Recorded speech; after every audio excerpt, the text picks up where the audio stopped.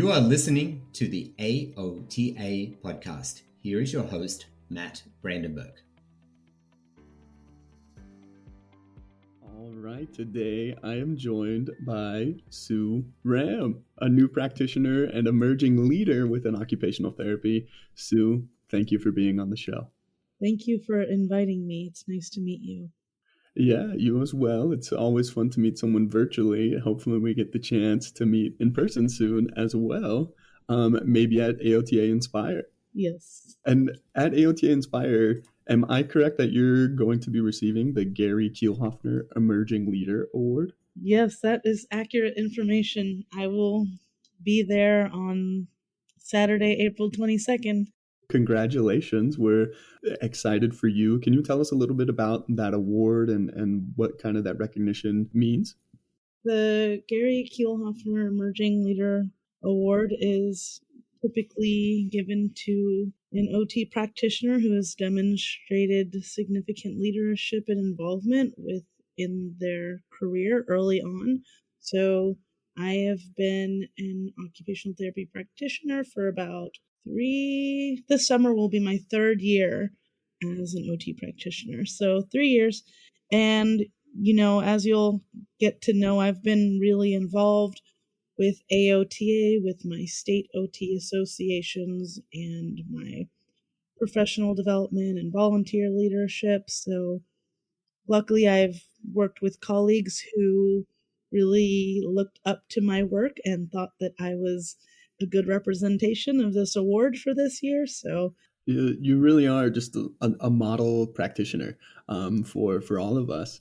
And I really want to discuss some of those current roles that you mentioned, as well as your lived experience transitioning from being a student to a new practitioner. Let's kind of start there. What motivated you to become a pediatric therapist? When I was applying for OT school and throughout the experience of my occupational therapy doctorate program, I was really passionate about mental health across the lifespan. All of the work that I did during that time was really geared towards mental health. Once I graduated, it was time to look for jobs. Those mental health roles were not as readily and easily accessible as I had wanted, especially because I graduated right before COVID had happened. That really decreased the amount of opportunities to be working in the community, looking for, shadowing opportunities and other things like that. I had always also been interested in pediatrics, so I did make a little pivot towards pediatric specifically as far as a practice setting, since mental health was not going to be a feasible setting for me to work in right out of OT school. And that's an interesting point. I think we all talk about, OT as a profession and how amazing it is and the evidence and what we can do to impact people's lives. But a lot of times we don't talk so much about the business end, about, finding a job, about preparing to start practicing, making sure you find something that's a good fit for you. So I'm glad you brought that up a little bit. You were involved with AOTA as a student. Could you discuss kind of what your experience as a student in the Assembly of Student Delegates was with AOTA and kind of how that evolved as well? Yeah. As a student, I was in a newer developing program. So I was in the second cohort of my OTD program. Within our cohort, we had, a developing SOTA group for students, a Student Occupational Therapy Association. So our group was new. So we had this list of positions that were available, and the role of Assembly of Student Delegates representative had not been well established. I decided to take on that role, and the reason why I wanted to take that role on was because I would have direct communication with AOTA to know what opportunities were out there as far as that student experience goes. So I really wanted to have that connection. Through that experience, I was able to keep in touch with AOTA to learn about when conferences were happening, when calls for papers were happening, when it would be special events such as Backpack Awareness Day, Falls Prevention Awareness Day. I really wanted to be in the know and to share that information with my classmates and the other cohorts. Throughout that experience, I was able to attend conferences because at the time, one of your major responsibilities as the Assembly of Student Delegates representative was to attend the annual meeting. It really allowed me to be in the know with all of that. During that role, I became active with the AOTA annual Hill Days, which has changed to virtual, at least for the last couple of years. So I was able to have these experiences where I was going to conferences more and going to events more because I had that direct connection. And once I was done with that role, once I graduated, I had such a good experience. I wanted to keep giving back. So that experience, I really think, was a platform for where I am now. And that role was recommended to me by one of my mentors in the program who was teaching. So she said, "Hey, I think you would be a good fit for this." And I said, "Okay." And I did it. I love that. Just having that willingness to try something new like that ended up leading you to so many other opportunities. And it sounds like that connection has been so beneficial. And how would you say it's really supported your transition and development into a new practitioner? So that experience really encouraged me to be a volunteer leader. So I always told my, classmates, they would always say, "Hey, why are you doing all of this extra stuff? Or how do you have time to do it?" And I said, it's just like any other personal goal we have for ourselves. If it's something that we want to do, then we will make the time to do it. And for me, I prioritized volunteer leadership. So having that experience as a student when you're so busy and you're trying to balance your personal life and your student life and the social life, it really is difficult. But having that experience early on of balancing those different responsibilities really lent me a platform to do that once I graduated. After I graduated, I applied to be on the Assembly of Student Delegates Steering Committee. So the steering committee is the group of people who are sending those emails to the people in the OT programs who are the Assembly of Student Delegates representative. So I had such a good time that I said, I would like to continue this. So I applied for that role that was available for me as a almost graduating / new practitioner. So taking on that role really allowed me to still feel like I was useful or still feel like my role had a meaning, because once you're in school and then all of that classroom work is done, you sometimes feel kind of lost. So having that connection still with those groups through AOTA really allowed me to still find meaning in what I was doing as I navigated the transition from a student to a practitioner. I love that. I've been a practitioner for 2 years, just about now, and I think all of us can relate to that feeling of being lost as a new practitioner. It's a totally new experience, and there's so much to try and balance and learn and improve and begin applying just in everyday life. What would you say to new practitioners who maybe didn't have the opportunity to connect with AOTA or any special interest sections when they were students? What could they do now to make those connections, and how would you say that it would benefit them to connect with AOTA and those special interest sections? Just to know that it's never too late to be involved with something, whether it's AOTA, whether it's your state association, whether it's an association, related to developmental disabilities or whatever your specialty area is. It's never too late to jump in and make those connections.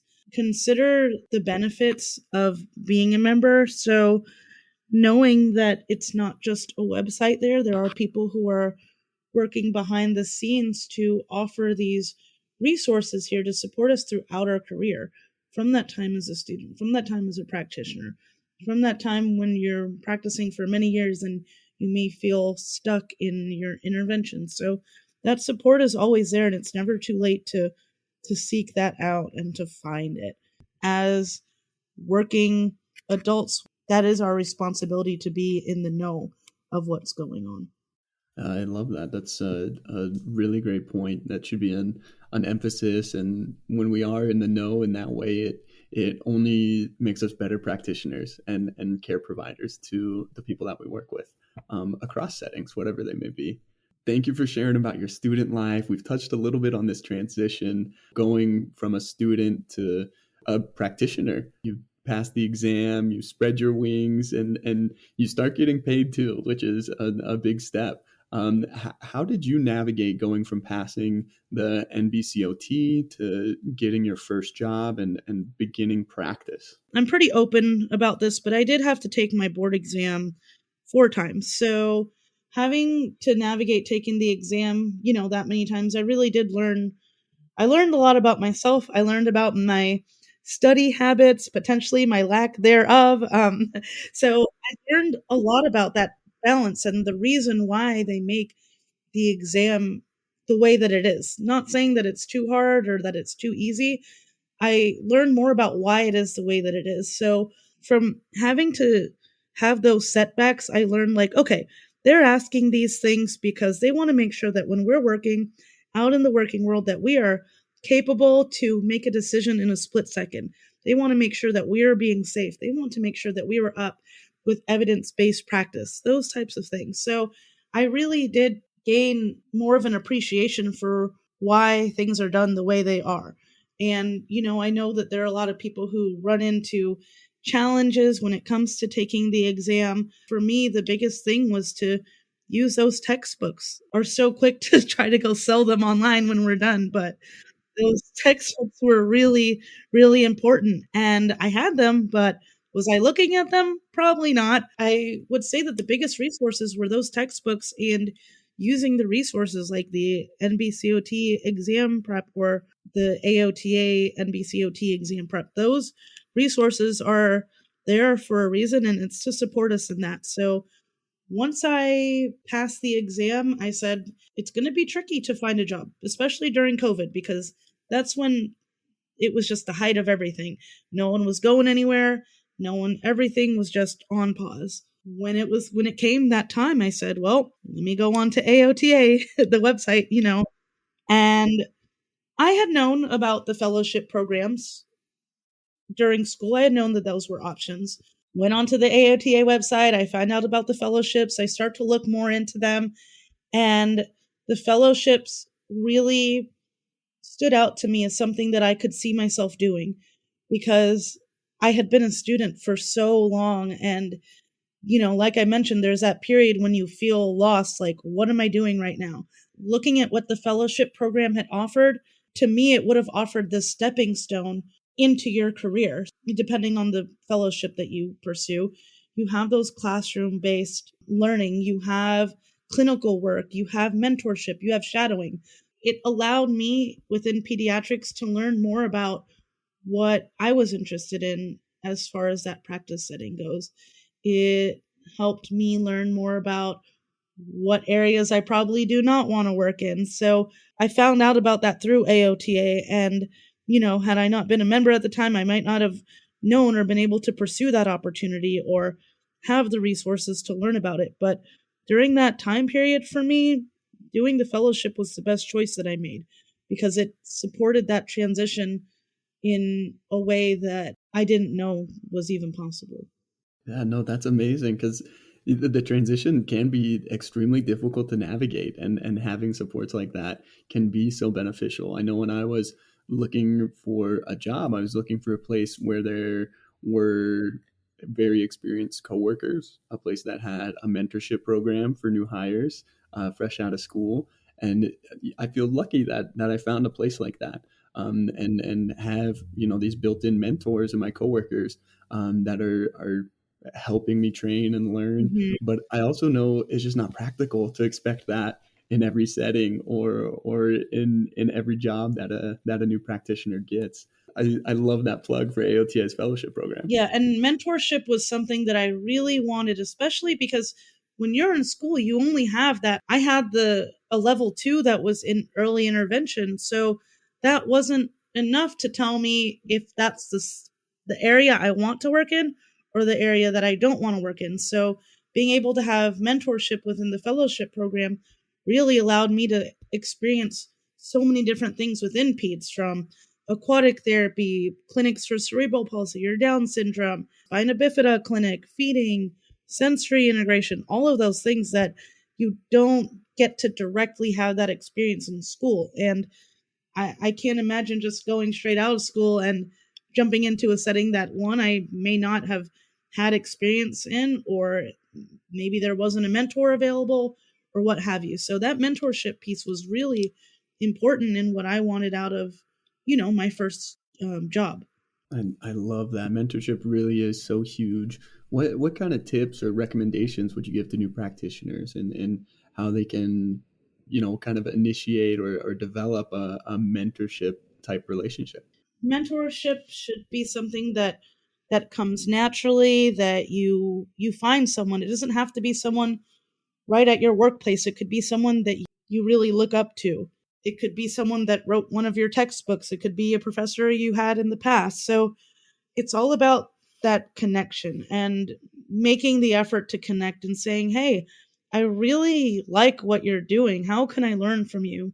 Think about those people that you look up to and say, hey, I want to be doing what you do someday. What was your journey like? So really having those human interactions and talking and asking, because most people want to share about themselves and they want to share what they're doing. So I would say don't ever be afraid to ask. You don't have to be directly, hey, will you be my mentor? But building that relationship and saying, hey, I'd like to be a part of this, or what ideas do you have? So, I think that you can have multiple mentors. I have mentors for every little inconvenience that might come up, or any idea that I have. I have a person in mind who I'll just go to them. Hey, I need help with this, or I want to bounce around some ideas with mental health, or hey, I want to bounce around some ideas with pediatrics, or both. So just not being afraid to reach out and keeping that communication going with someone. I think that's a great skill to start even as a student. The OT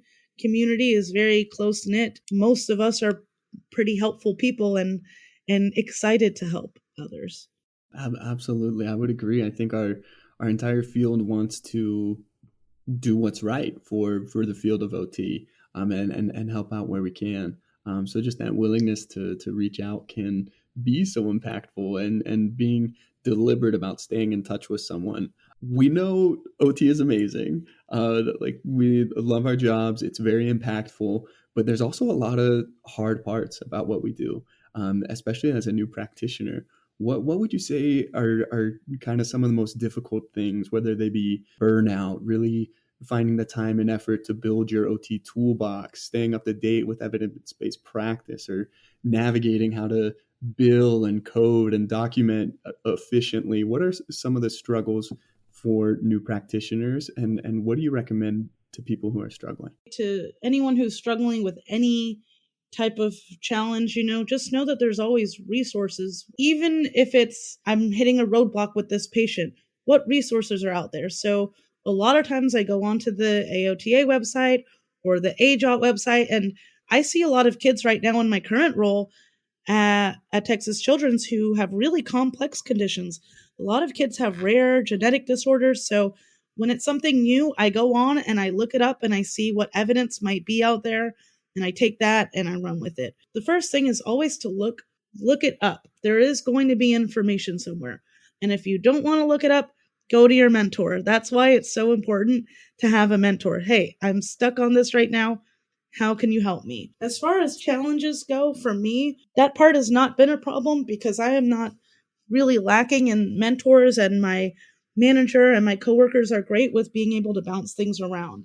I will say that things that I've experienced in the working world that have been challenging have definitely been when it comes to like diversity. So I identify as minority group, person of color. Not having that support sometimes can be tricky for someone who doesn't see a lot of coworkers who might look like them or might come from a similar background. That part is really challenging because although you have support from a lot of different people, a lot of different professions, sometimes it can be helpful when You hear things in the workplace that might be considered as hurtful or a microaggression. I think that having a more diverse workforce could be helpful in alleviating that problem. And I know that there are a lot of other people who I'm close with who've experienced pretty similar things too. When you start out as a new practitioner and you already feel kind of lost, that part can really be challenging when it comes to being motivated to do your job or being happy about going to work. Right now, I'm at a place where over 60% of the staff comes from a diverse racial background. That really helps the kids too. I'm in Houston, so Houston is a very big city. We have a lot of different people coming from all walks of life. And when they come in and they see someone that looks like them, that really changes the way that they receive services and to feel supported. So it adds an extra layer of that special connection when they have someone that they can kind of look up to. I would say that's been the biggest thing that I've had to deal with. I have a lot of colleagues who, not at my current workplace, a lot of colleagues who they talk about productivity and things like that and having a high productivity level. I will say that at my current job, I haven't had a problem with that, but I think it's because we're in a unique situation where we do work with a lot of kids who have complex conditions in an outpatient clinic. So a lot of our kids are in and out of the hospital, or they have school functions, or they're just not feeling well, or what have you. The productivity doesn't really impact us as much. We're not running around all day, worrying about that every day. And I think that is a big part of when you're interviewing. Ask those questions, if it's something seems off or too much, follow up about it and ask yourself, is bending my expectations for productivity going to still allow me to have a fulfilling career or job in that particular place? Yeah, you make some amazing points there that really highlight the importance of like a cultural fit within your position and within your work environment.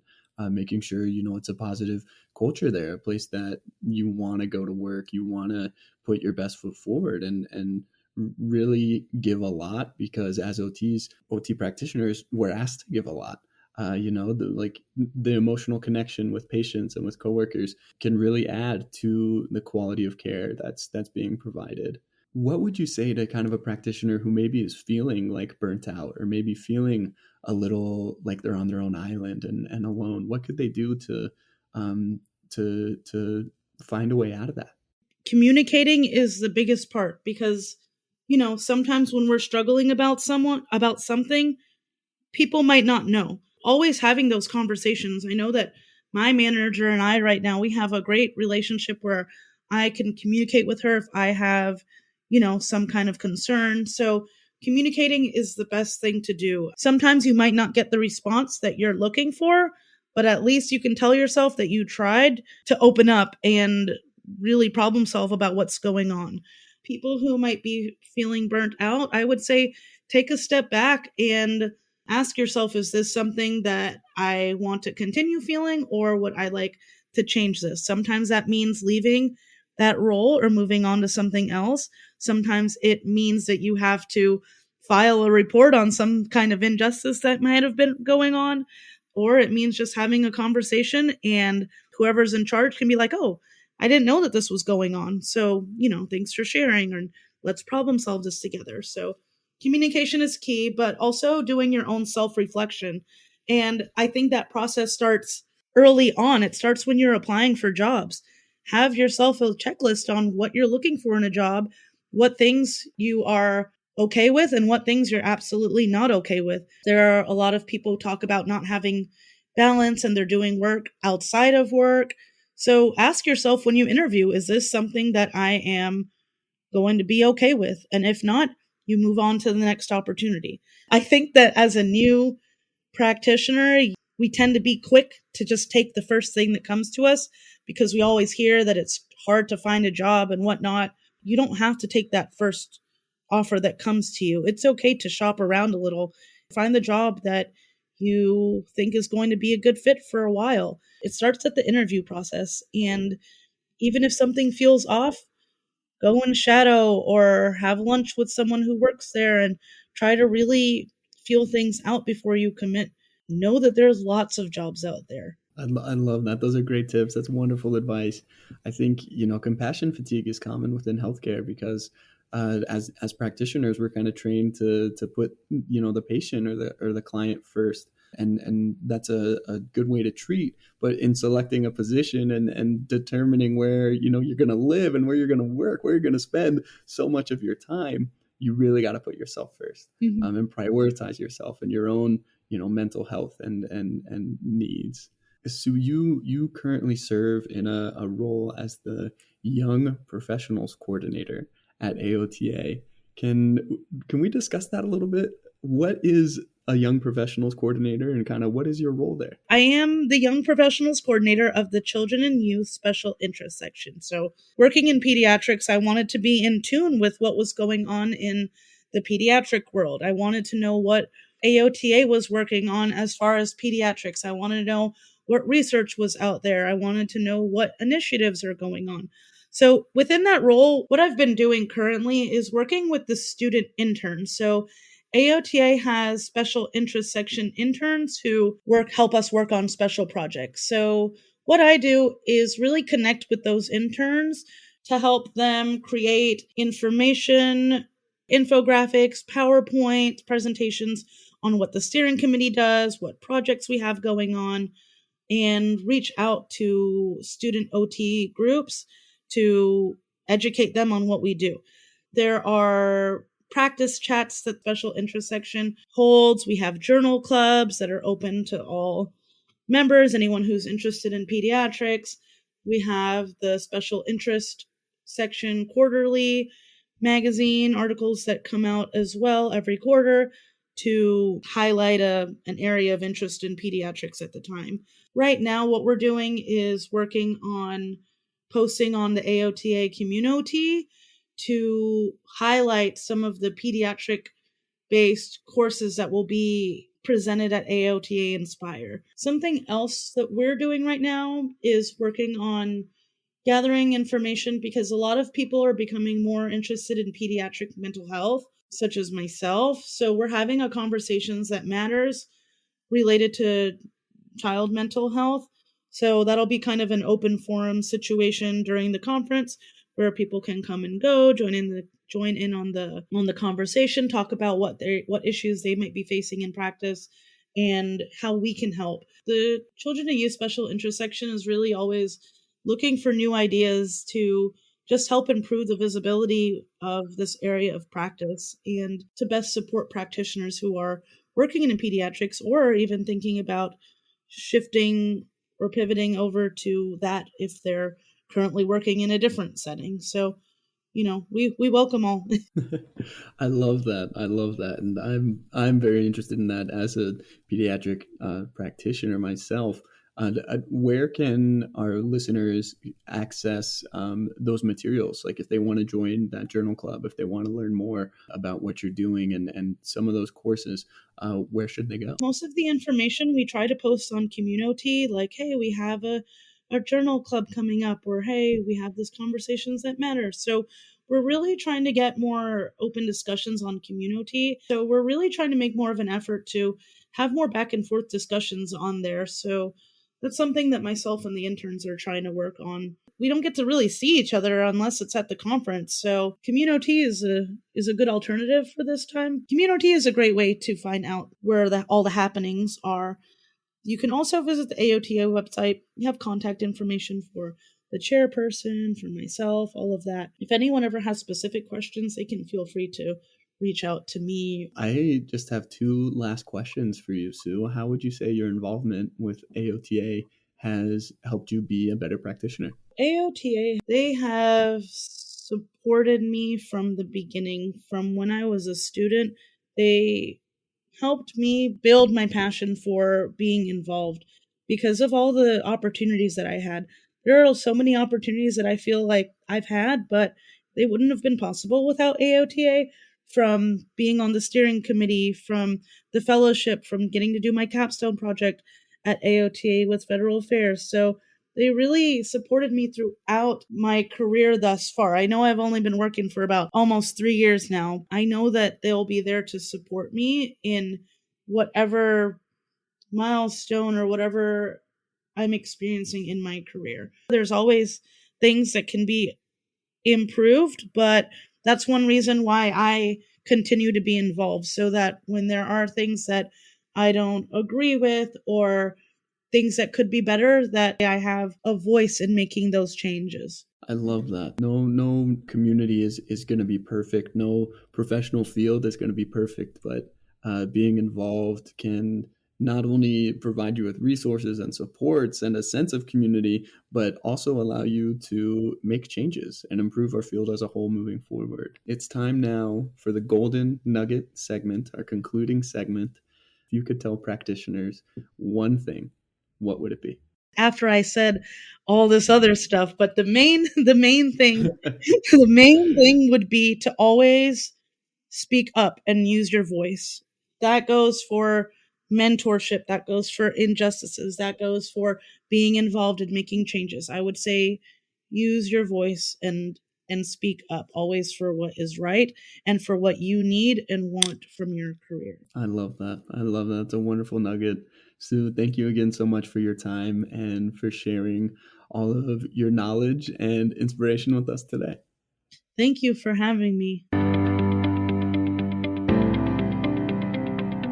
Okay, we are now joined by Krysti Teng, a new practitioner and another emerging leader within occupational therapy. Krysti, thank you so much for being on the show. Thanks so much for having me. I feel so privileged to be asked to be here. Of course. It's honestly our privilege. Let's start by discussing your lived experience of transitioning from student to new practitioner, and then we'll dive into your current roles, kind of following that same format we did with Sue. What motivated you to become a pediatric therapist? My journey to OT started really close to me. My mom, she was a physical therapist who recently retired. But she kind of pushed me to PT all of my upbringing, and I kind of rebelled just a little bit and pivoted to OT just because I kind of gravitated more towards the occupational therapists I shadowed and volunteered with, and I found us to be more fun. Pediatrics, I kept coming back to it, really thinking about where my interests were and what really, fills my cup was always back in pediatrics and working with kids.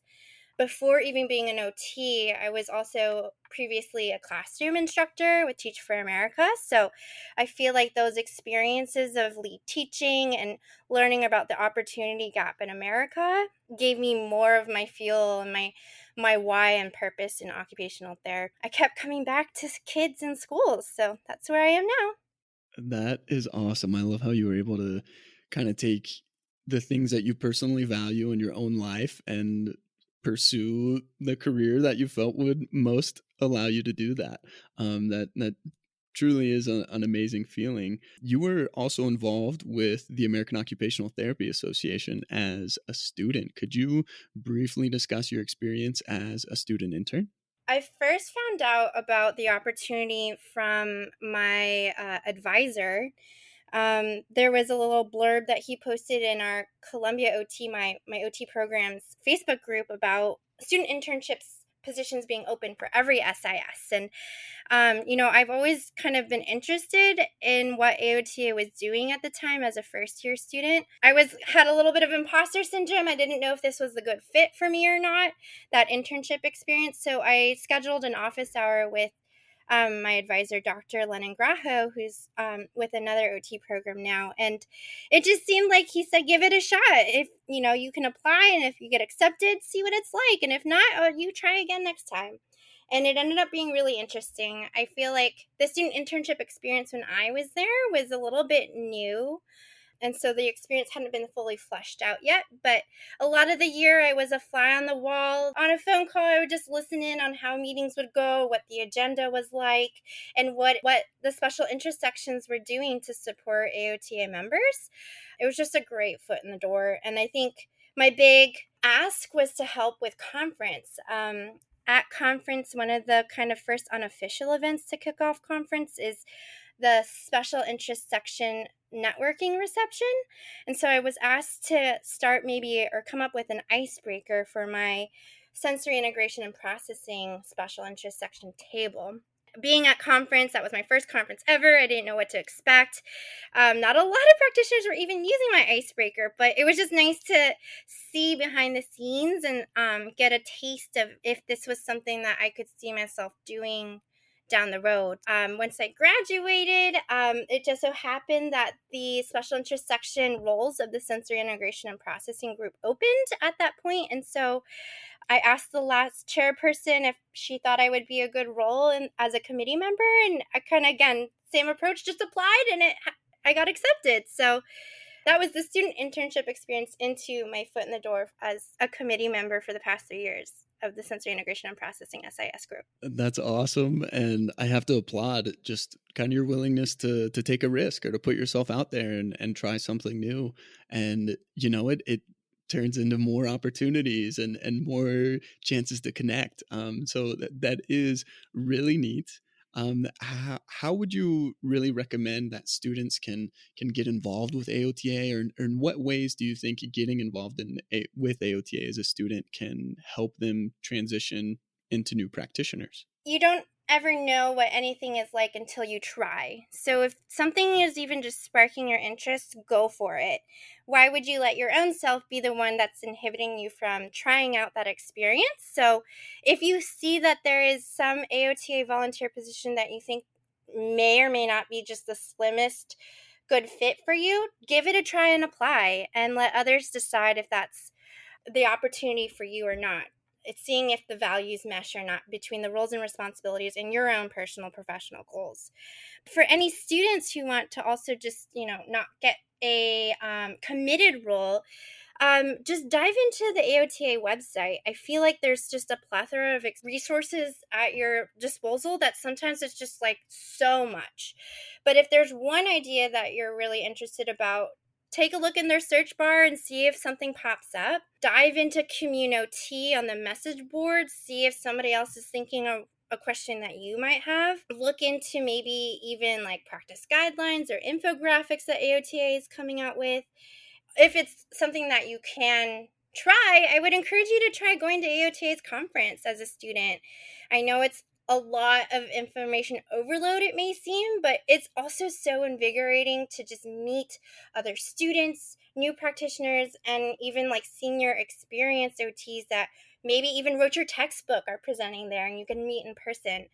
Just give it a shot and try, because you never know what might be interesting or what resource that you were asking for is already there, and why reinvent the wheel. So just kind of peruse the AOTA's website. I love that. Peruse the website, familiarize yourself with all the things they do make available to students and new practitioners. You've been working as a new practitioner now for a couple of years. How did your kind of perspective on AOTA resources and conferences and being a part of a special interest section really shift from when you were a student to now being a practitioner?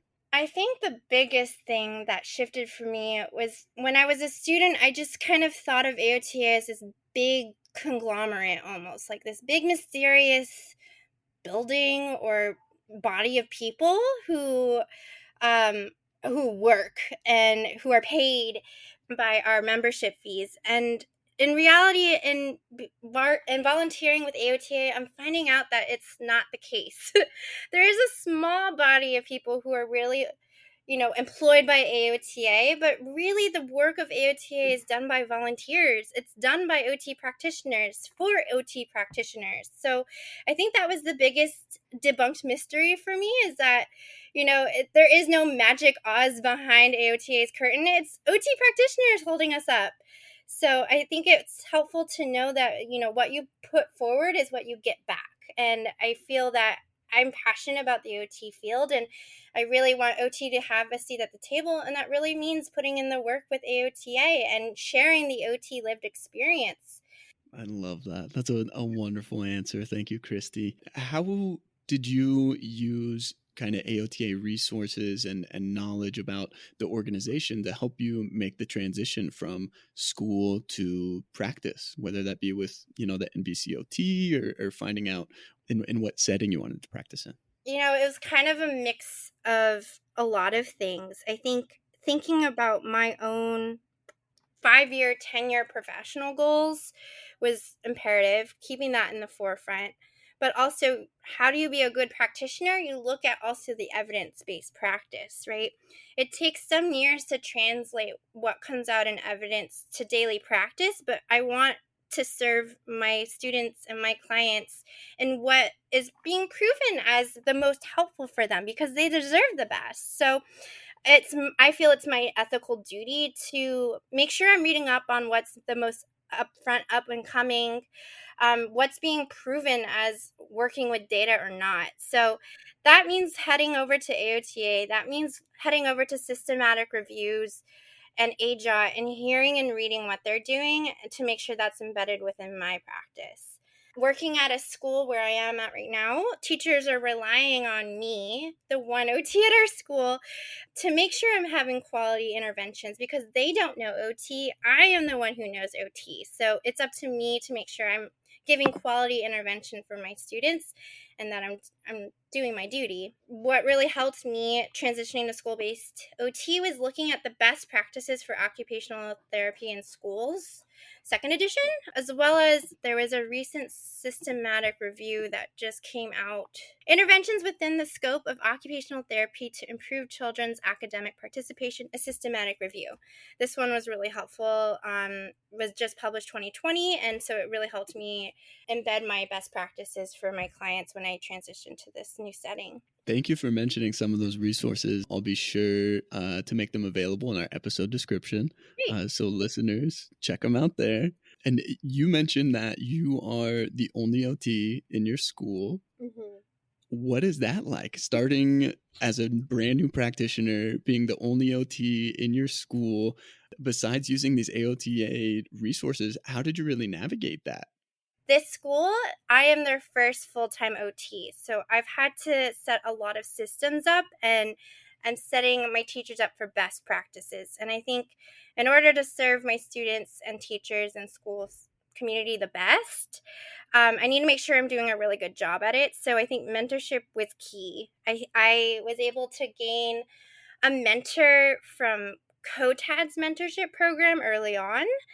And we had a formal year-long relationship where I was able to ask objectively and also just subjectively kind of vent at sometimes some cases that were happening, or how do I set some really quality goals for myself, my professional goals.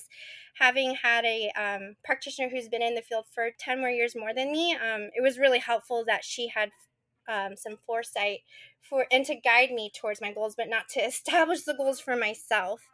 But it's also being able to split the role between what is an OT and what isn't an OT. I have to really go back to the evidence and give the AOTA definition of what does an OT practitioner do and do not do was huge. Because I want to make sure my role is skilled and specialized, and that nobody else can do what I see in my perspective or my clinical decision making.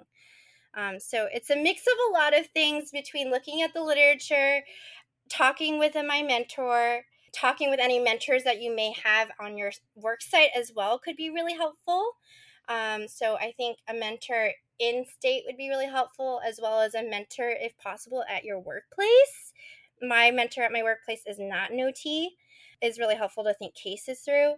And then lastly, I think just OT colleagues, like those that you feel close with, that you can confide with. That for me, my OT village is my classmates from my graduating cohort.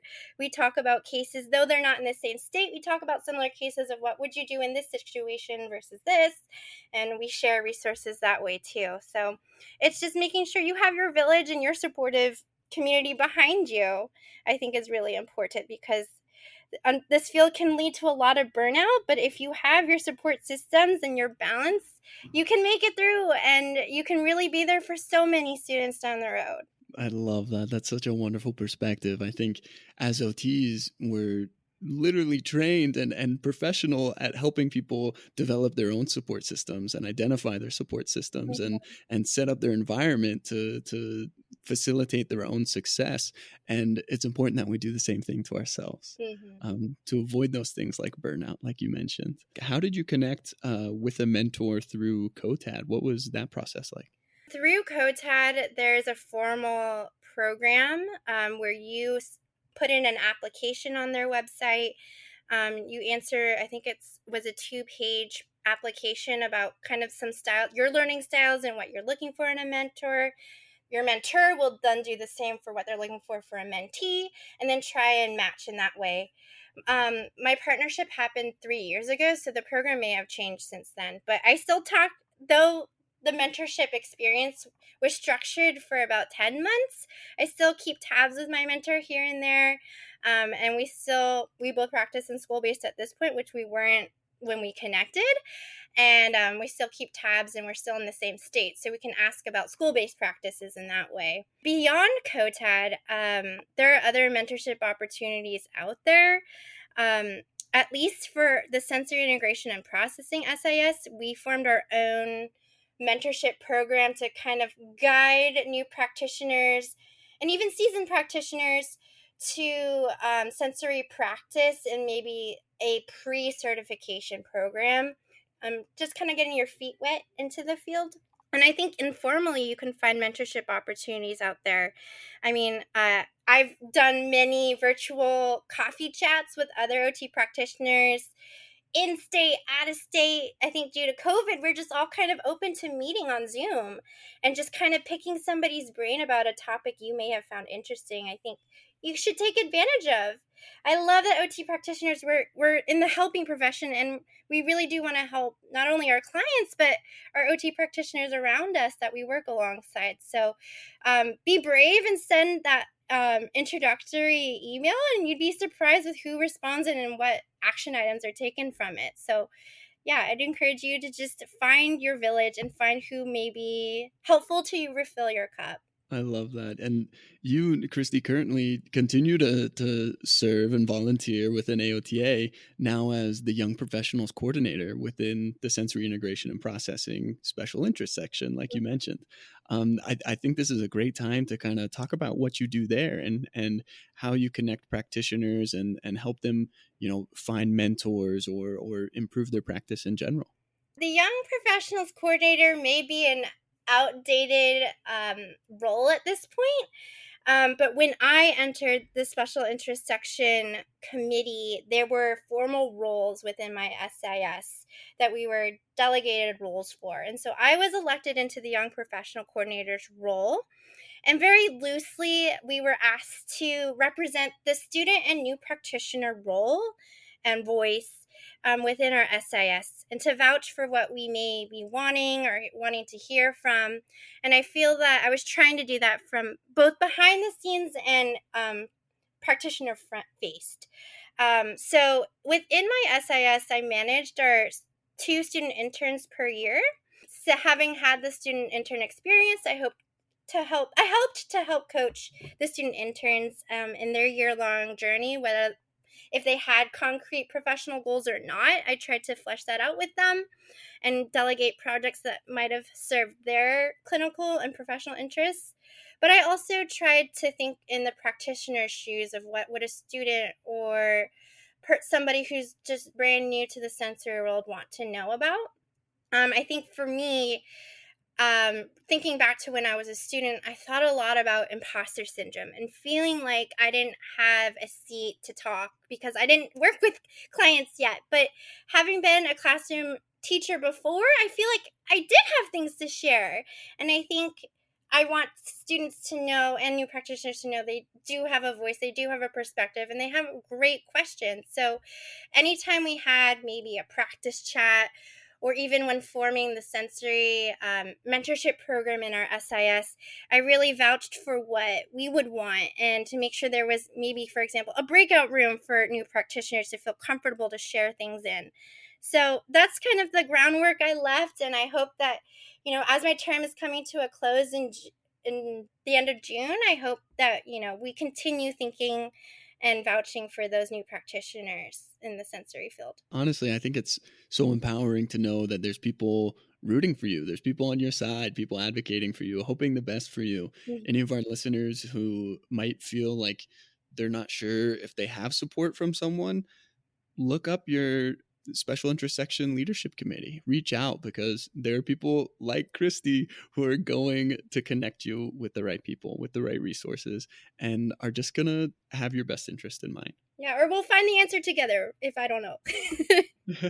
I love that. The teamwork within practice. I'm a new practitioner myself, and I know there's some things that are really difficult to know how to navigate, whether that be avoiding burnout, building an intervention toolbox, emphasizing evidence-based practice, or even learning how to navigate billing, coding, and documentation.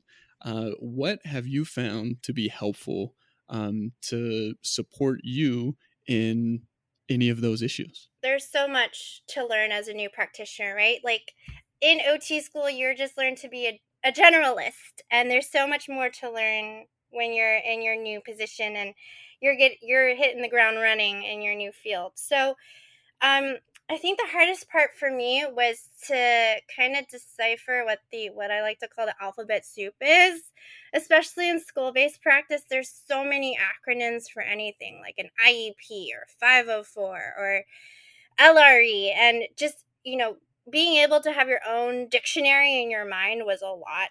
And that goes for even billing and coding. It's a lot to sort, but I think if you have somebody around you to talk it out with is extremely helpful. So for me, in my first role was a outpatient OT pediatric clinic, and we had a OT supervisor who we could go to for office hours and ask questions or go over a new eval with. And so that really helped to just talk out my thoughts, get the lingos down, and make sure I'm billing things right. So I could just kind of access the supervisor whenever I needed through email or just walking over to her desk. That was a luxury, and I know not every workplace has that. For example, me, I'm by myself as the only OT here at my school. So I make sure that I have the people I can ask, and ask for an organizational chart, or maybe at your school, what are everyone's roles and responsibilities, so that you know who to go to for a certain question.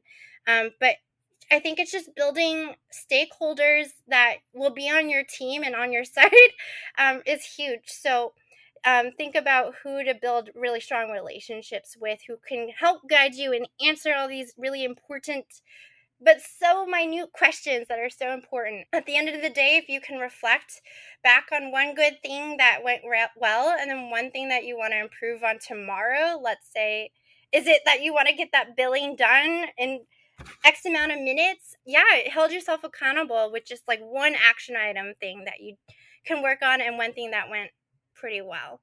Those are excellent tips, Krysti. I think these principles of goal setting, of reflecting, of working to establish a community of support can make such a huge impact. And hopefully our new practitioners can be inspired by this message to take those steps and start making or incorporating those things into their practice. How would you say, Krysti, that you've been able to use AOTA resources to help you practice at the top of your license, or be the best practitioner that you can be? It can be as small as seeing, how does AOTA define OT? There's this awesome page I was told about even just last week. It's titled, "What is Occupational Therapy?" Look at the way that they're defining OT, because you're asked from people in your family to people out in the community, what is occupational therapy? So if you can get your elevator pitch down pat, that's huge, because we're advocating for our field and you are feeling confident as a practitioner. So I'd recommend even looking at as big as that, or as small as, let's say, a specific type of intervention. Is that helpful or not? I think about even AOTA's Choosing Wisely campaign, about how can you be the best practitioner you can be. At least in the sensory field, that means starting with a comprehensive assessment. As small as that is, of what you learned in OT school, it's huge. It goes miles in the field, because you can, track how your student is doing objectively through assessments, or you can make really sound decisions and tell and advocate to teachers, what does that sensory behavior look like if you have an assessment made. So I think the Choosing Wisely campaign is huge. Looking at, what specifically you're interested in and what field you're working in, there is most likely that resource on AOTA. You got to just search for it, find it in the search bar. I'm so glad to hear that AOTA is taking some good strides to advance and broadcast this information to practitioners on social media, on their website. So just keep your eyes open as well. I mean, I think there's so much at our disposal out there on social media feeds that sometimes we don't know if they're good quality or not. But we know that if it came from AOTA, there has to be evidence backed by it, whether it be an infographic or even just a systematic review. I would definitely, second guess what you see in your reels or newsfeed unless it comes from a quality source like AOTA. That's a really great point. I know being a new practitioner, sometimes you can feel like you're on an island a little bit, like you're isolated. But when you're referring to an AOTA resource, there's an entire national professional organization that has your back, right, and that's on your team. Right. So there's really a lot of confidence that can come from using those resources. Right. Agreed. Are there any other resources that you'd like to recommend to our listeners who are looking to, amp up their practice or learn more about what we've discussed so far? There's so much information to digest. And if you spend some time maybe outside of your work time where you dedicate just looking at, I need to find that one thing, that'll really help you and go miles. I think for me, for example, I get the often question at school of, would a weighted vest help or not? There is so much evidence on AOTA's website whether that would help or not. And if you can think in your own circumstance, could you apply that evidence or not to what's found online? So that's just one example of the many things that I've had to look up on AOTA and share with parents, teachers, our community so that we have sound interventions and we're helping students. I love that, Krysti. You've shared so many helpful tips, so much great inspiration so far. It's time for our Golden Nugget segment, our concluding segment. If you could tell practitioners one thing, what would it be? Wow. I would say to really prioritize your mentorship and to get your foundational OT clinical reasoning set up in the first couple of years. When I was a classroom teacher, I was informed that the most pivotal years for transformational growth were in the first couple of months practicing. I want to say between the 3 to 6 months mark of practicing. So if you're a new practitioner out there, keep asking questions. Find someone that you can talk these questions out with and make sure you're getting sound habits as an OT practitioner.